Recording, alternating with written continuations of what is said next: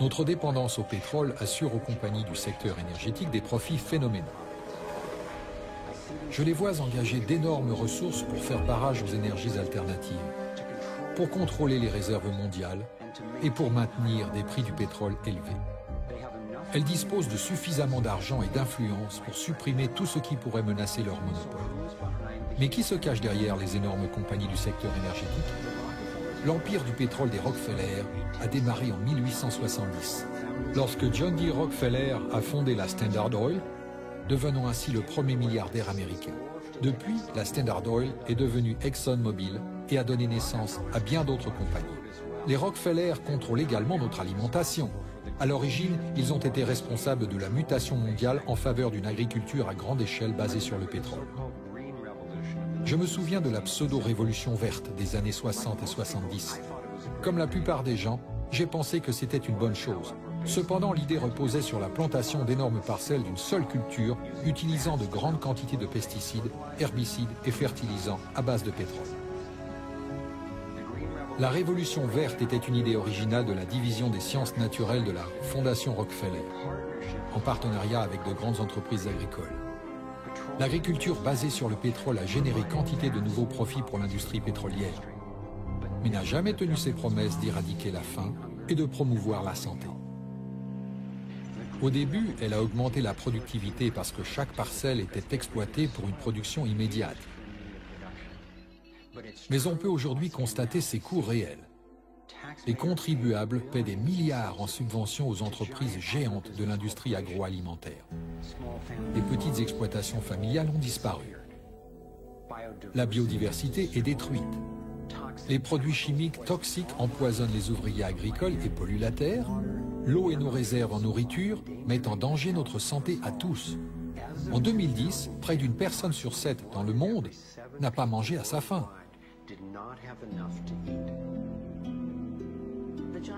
Les entreprises géantes qui avaient fourni les produits chimiques à l'agriculture industrielle chimique parlaient de 3 instruments pour renforcer la chaîne alimentaire. Le premier était le recours au génie génétique comme outil de contrôle. Le deuxième consistait à breveter les graines et la vie comme outil de contrôle en déclarant que les graines relevaient de la propriété privée, traitant la réutilisation de graines par les agriculteurs comme un crime, un vol de propriété intellectuelle. Et le troisième étaient les soi-disant traités de libre-échange qui devaient priver les gens ordinaires, les agriculteurs, les producteurs de leur liberté de réutiliser des graines. La conception d'une technologie Terminator permettant de créer des graines stériles et de rendre l'humanité toujours plus dépendante d'une poignée d'entreprises constitue l'ultime étape de ce processus. Ce que nous faisons avec les graines revient à la création inédite d'une nouvelle forme de colonisation que j'appelle la colonisation du futur. Which I call the colonization of the future.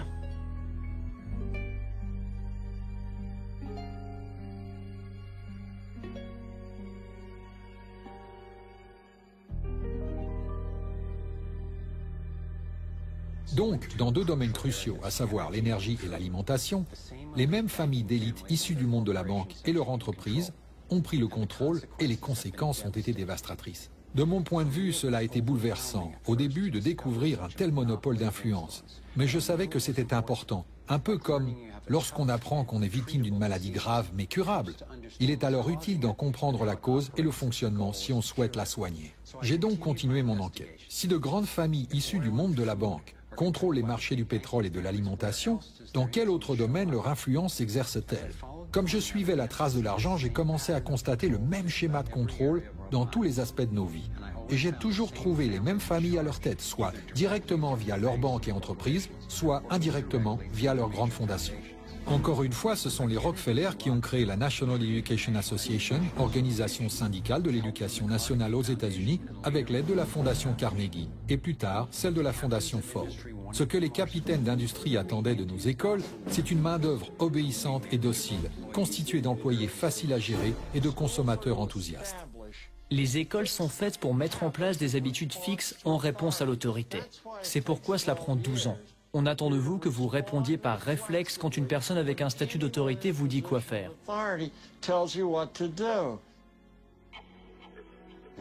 Tout comme l'éducation, la santé est un autre domaine sous l'influence de l'argent et des grosses entreprises. Par exemple, l'American Medical Association est largement financée par les Rockefeller qui se servent de leur argent pour influencer les recherches et les prises de décision de l'AMA. Le médecin moyen, au terme de 4 années d'école de médecine, aura suivi un cours sur la nutrition, soit 2h30 le plus souvent, dont les supports et les programmes sont fournis par le Conseil national du lait et le Conseil national du bétail et de la viande, ainsi que par d'autres industries telles que l'association sucrière, qui commercialise des produits avant tout néfastes pour notre santé. Malheureusement, le système médical est structuré de telle manière que l'enseignement est prioritairement financé par les laboratoires pharmaceutiques. Le but est donc de fabriquer et de vendre autant de médicaments que possible. C'est également pour le médecin comme pour le laboratoire pharmaceutique et l'ensemble des institutions médicales une manière rapide de faire de l'argent. Mais en fait, cela perpétue les problèmes qu'on était censé résoudre. Les effets secondaires peuvent inclure nausées, sécheresse de la bouche et constipation. Baisse des globules blancs qui peut s'avérer grave, effets secondaires sexuels, diarrhée, nausées et somnolence, peut entraîner le coma ou la mort. Jusqu'où iront ces forces pour faire du profit? Iraient-ils jusqu'à supprimer les traitements des maladies, de la même manière qu'ils ont supprimé la technologie de l'énergie libre? Malheureusement, mes recherches m'ont révélé que la réponse est une fois encore oui. Un exemple bien documenté est celui du docteur Royal Rife. Dans les années 1920, le docteur Rife a inventé les microscopes les plus avancés de son époque. Il a également développé une nouvelle technique qu'il a nommée résonance coordinatrice, qui était apparemment capable de détruire les tumeurs cancéreuses et les virus. En 1934, lors de tests cliniques affiliés auprès de l'Université de Californie du Sud, le traitement de Rife a été testé sur 16 patients en phase terminale de cancer. En l'espace de 3 mois, ils ont tous été guéris. Peu de temps après, un laboratoire testant la technologie de Rife a brûlé et un procès sans fondement a été engagé. Grâce aux efforts de Maurice Fishbein, responsable du journal de l'American Medical Association, le laboratoire de Rife a été fermé et ce dernier ruiné. Son travail aussi brillant que prometteur est tombé dans les oubliettes. Il m'a été difficile d'admettre qu'on puisse vraiment supprimer des traitements médicaux. Le cancer a frappé ma famille comme une rivière déchaînée. J'ai découvert que tout était lié au brevet. Si un laboratoire pharmaceutique peut breveter un traitement et en tirer profit, surtout si la prise de ce traitement est à long terme, il le commercialise. Sinon, nous n'en entendrons jamais parler. Rife n'a pas été le seul à avoir ses recherches interrompues. René Kess détenait une ancienne formule des Indiens Ojibwe, très efficace. Harry Oxy et Max Gerson utilisaient des remèdes naturels qui fonctionnaient. Mais si vous effectuez des recherches plus poussées, l'AMA les a fait passer pour de complets illuminés. C'est en cela que suivre la trace de l'argent a été si utile, car les mêmes pouvoirs qui contrôlent l'AMA, leur recherche et leur financement, contrôlent également les laboratoires pharmaceutiques. Il y a donc une motivation financière de plusieurs milliards de dollars pour supprimer les traitements qui ne peuvent pas être brevetés. Le fait de savoir que des traitements existent n'a pas soulagé la peine que j'ai ressentie suite à la disparition de tant d'êtres chers atteints de cancer. Cela m'a donné un but vers lequel tourner ma douleur. Je crois que si l'on prend tout l'amour et le dévouement qu'on porte à une personne décédée ou sur le point de mourir et qu'on l'utilise pour développer et fournir ces traitements aux personnes qui en ont besoin, on peut mettre fin à cet héritage du cancer et se sentir mieux.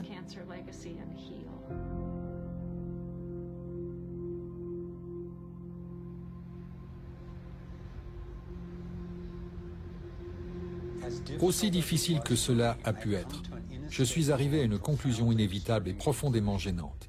Je crois qu'une élite et les entreprises qu'elle dirige n'ont pas seulement pris le contrôle de notre énergie, de nos réserves en nourriture, de notre éducation, de nos services de santé, mais aussi de quasiment tous les aspects de nos vies. Et c'est possible en contrôlant le monde de la finance, non pas en créant plus de valeur, mais en contrôlant véritablement la source de l'argent. Lorsque j'ai suivi la trace de l'argent, j'ai découvert que cela me ramenait au niveau d'une pyramide. Nous nous situons à la base, vacants à nos occupations quotidiennes. Au-dessus de nous se trouve le gouvernement.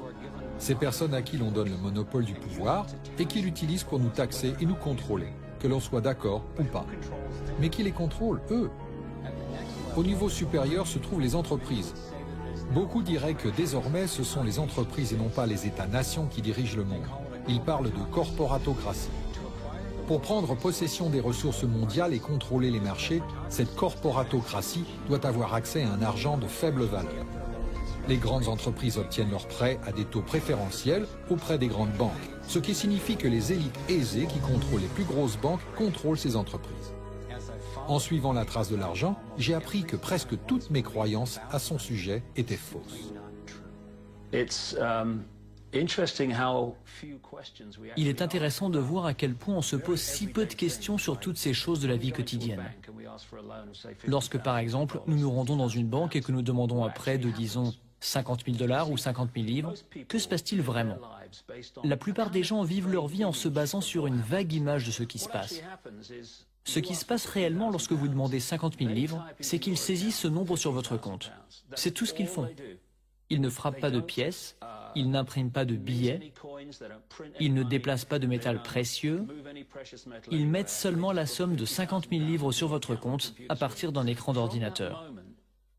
À partir de ce moment, vous commencez à payer des intérêts sur de l'argent qui n'a jamais existé, n'existe pas et n'existera jamais.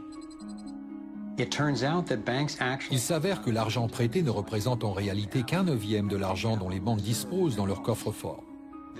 Cela est possible grâce à ce que l'on appelle les prêts de réserve fractionnaire. La Réserve fédérale américaine ou la Banque centrale dans tout pays a légalement le droit de fixer le montant qu'une banque doit avoir en réserve. Aux États-Unis, ce montant se situe actuellement autour de 10%. Donc si vous déposez 10 000 $ à la banque en met de côté 10%, soit 1 000 $, puis prête le reste de votre argent. Pour comprendre le fonctionnement de ce système, admettons qu'une personne vienne à la banque et demande un prêt de 9 000 $ pour l'achat d'une voiture. À ce moment, ce sont les 9 000 $ de votre dépôt d'origine que la banque prête. Dès lors, l'argent n'est plus là. L'emprunteur paie ensuite le vendeur de la voiture et l'argent est déposé dans une autre banque qui fait partie du même système bancaire central. Ces 9 000 $ sont traités comme un nouveau dépôt et le processus continue. L'argent est à nouveau déposé et prêté jusqu'à ce que le dépôt initial de 10 000 $ se transforme en une somme de 100 000 $. Le système bancaire a simplement créé 90 000 $ en prêtant votre argent.